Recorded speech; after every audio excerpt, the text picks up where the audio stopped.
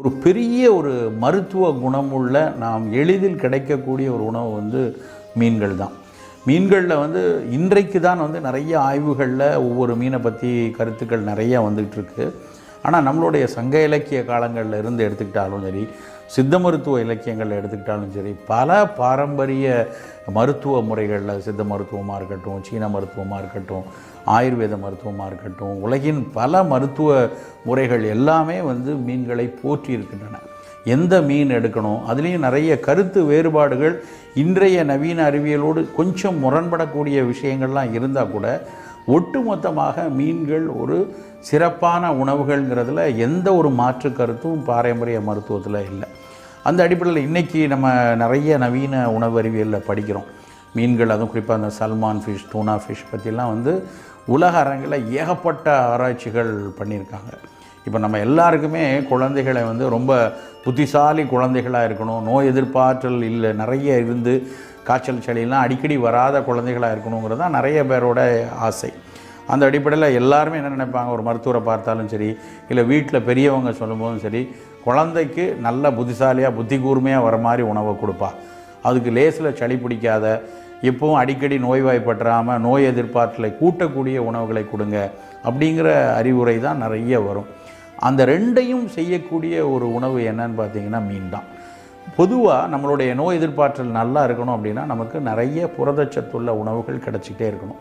புரதம் தான் நம்மளுடைய பாடியுடைய மசிலையும் நம்மளுடைய தசை பகுதிகளை வலுப்படுத்துகிறதும். அதுதான் நம்ம உடம்பில் ஒரு தொற்று கிருமி உள்ளே வருது, இல்லை ஒவ்வாமை கொடுக்கக்கூடிய ஒரு ரசாயன கூறுகள் உள்ளே வருதுன்னா அதை விலக்கக்கூடிய ஆற்றல், அதை முழுமையாக எதிர்த்து நம்ம உடலை மீட்டெடுக்கக்கூடிய தன்மை நம்மளுடைய உடம்பில் இருக்கக்கூடிய இன்பில்ட் இம்யூன் சிஸ்டம் தான். அந்த இம்யூன் சிஸ்டத்தை நம்மளுடைய அமினோ ஆசிட், நம்ம சாப்பிடக்கூடிய புரதங்களிலிருந்து எடுக்கக்கூடிய அமினோ அமிலங்கள் தான் கட்டமைச்சு கொண்டு வருது. அப்போது எந்த குழந்தை நல்ல புரத உணவுகளை எடுத்துக்கிட்டு இருக்கோ அந்த குழந்தைக்கு இயல்பாகவே வெளியிலிருந்து வரக்கூடிய சவால்களை எதிர்த்து நிற்கக்கூடிய, குறிப்பாக தொற்று கிருமிகளை எதிர்த்து நிற்கக்கூடிய தன்மை கிடைச்சிடும். அந்த அடிப்படையில் மீன்கள் இந்த புரதங்களுக்கான மிகச்சிறந்த ஒரு தேர்வுங்களாம். எப்படி ஒரு வேகன் ஃபுட்டுன்னு சொல்லக்கூடிய வெஜிடேரியன் ஃபுட்டில் புரதங்களில் நிறையா பாசிப்பருப்பு, கீரைகள், பருப்பு வகைகள் மிகச்சிறப்பாக கருதப்படுகிறதோ அதற்கு இணையான தன்மை மீன்களுக்கு இருக்குது. மரபு ரீதியாக பல நெடுங்காலமாக நம்ம மீன்கள் சாப்பிட்டுட்டு வரக்கூடிய மக்கள், அந்த மீன்கள், அந்த வீட்டு குழந்தைகள் கண்டிப்பாக மீன்கள் நம்ம எடுத்து தான் ஆகும். நம்ம அதை தவிர்க்கிறது வேண்டாம், அந்த மீன் நம்ம எடுக்க வேண்டாம்னு நினச்சோன்னா புரதங்கள் குறையிறதுக்கு வாய்ப்பு உண்டு. அது மட்டும் இல்லாமல் இந்த மீன்களை சாப்பிடும் பொழுது இன்னொரு மிக முக்கியமான பயன் என்ன கிடைக்குது அப்படின்னு இன்றைய அறிவியல் சொல்லுது அப்படின்னா, ஒமேகா 3, ஒமேகா 6 அப்படிங்கிற கொழுப்பு அமிலங்கள் மீன்களில் இருந்து தான் கிடைக்குது. இந்த ஒமேகா 3, ஒமேகா 6 பற்றி நடக்காத ஆராய்ச்சிகளே இல்லைன்னு சொல்லலாம். பல நாள்பட்ட நோய்களில், உதாரணமாக சக்கரை வியாதி இருக்குது, இரத்த கொதிப்பு இருக்குது, இல்லைன்னா புற்றுநோய் கூட்டத்தில் ஏதாவது ஒரு நோயில் நம்ம மருத்துவம் எடுத்துக்கிட்டு இருக்கோம். அப்போ நமக்கு நிறைய ஆன்டி ஆக்சிடென்ட்ஸ் வேணும். நாட்பட்ட நோய்கள் எல்லாத்துக்குமே இந்த ஒமேகா 3, ஒமேகா 6லேருந்து வரக்கூடிய ஆன்டி ஆக்சிடென்ட்ஸ் மிக மிக அவசியமாக இருக்குது. சாதாரணமாக நம்மளுடைய சமையல் எண்ணெய்களில், பெரும்பாலான எண்ணெய்களில் இந்த ஒமேகா 3, ஒமேகா 6 மிக மிக குறைவான அளவில் தான் இருக்கும். குறிப்பாக நம்ம கடுகு எண்ணெய் பயன்படுத்தினா அது நமக்கு கிடைக்கும், செக்கில் ஆட்டிய நல்லெண்ணெயில் கொஞ்சம் கிடைக்கும். ஆனால் இன்றைக்கு இருக்கக்கூடிய சூழலில் அது கிடைக்கக்கூடியவர்கள் மிக குறைவான நபரில் இருப்பாங்க. அப்போது அதுக்கு மாற்று அப்படின்னு எடுத்து பார்த்திங்கன்னா இந்த ஒமேகா 3 இருக்கக்கூடிய மீன்கள் தான். ஸோ இந்த மீன்களை நம்ம அவ்வப்போது மாதத்துக்கு ஒரு 3-4 தடவையாவது அதை எடுத்துக்கிட்டு வந்தோம்னா அந்த ஒமேகா எண்ணெய்கள் நமக்கு கிடைச்சி கொண்டே இருக்கும். நோய் எதிர்ப்பாற்றலை வழங்குறதோடு நமக்கு ஏதாவது ஒரு நாள்பட்ட நோய்களில் அந்த ஆன்டி ஆக்சிடென்ட் சப்போர்ட் வேணுங்கும்போது அதற்கும் நமக்கு மீன்கள் உதவியாக இருக்கும். அப்புறம் அந்த புலால் உணவுகள்லேயே ரொம்ப குறைந்த அளவுக்கு, சில நேரங்களில் இல்லாத அளவுக்கு கொழுப்பு இருக்கிறது இது மட்டும்தான். அப்போது நம்ம கொழுப்பை தவிர்க்க வேண்டிய சூழலில், உடல் எடை அதிகமாக இருக்குது, இல்லைன்னா இரத்த கொதிப்பு உடல் எடையினால் அதிகமாக இருக்குது, இல்லைன்னா மாரடைப்பு வரக்கூடிய மக்களாக இருக்காங்க, அப்படிங்கும்போது புலால் உணவுகளில் மீன்கள் மிகச்சிறந்த ஒரு தேர்வாக இருக்கும். இது மட்டும் இல்லை, மீன்கள் குழந்தைகளுக்கு எவ்வளோ தூரம் நல்லதோ அதே மாதிரி கர்ப்பிணி பெண்களுக்கும் பாலூட்டக்கூடிய மக்களுக்கும் மிக மிக அவசியமான ஒன்று. அதுவும் குறிப்பாக பாலூட்டக்கூடிய மகளிருக்கு அதிக புரதச்சத்து வேணும். இன்னொன்று, தாய்ப்பாலை அதிகமாக சுரக்க வைக்கக்கூடிய தன்மை வந்து மீன்களுக்கு உண்டு. அதுலேயும் குறிப்பாக வந்து சுறா புட்டு அப்படின்னு சொல்லுவாங்க. சுறா மீன்லேருந்து செய்யக்கூடிய புட்டுன்னா அதனுடைய சதைப்பகுதியை நல்லா வேக வைத்து இடித்து கொடுக்கக்கூடிய, அது புட்டு மோரி எப்படி வந்து ஒரு அரிசி மாவு புட்டு இருக்கோ அது மாதிரி அது சமைத்ததுக்கப்புறம் மாறதுனால அதுக்கு சுறா புட்டுன்னு பேர். அந்த சுறா புட்டு வந்து ஒவ்வொரு பாலூட்டக்கூடிய தாய்மார்களும் வந்து வாரத்துக்கு 2 நாள் 3 நாள் அதை எடுத்துக்கொண்டே வரலாம்.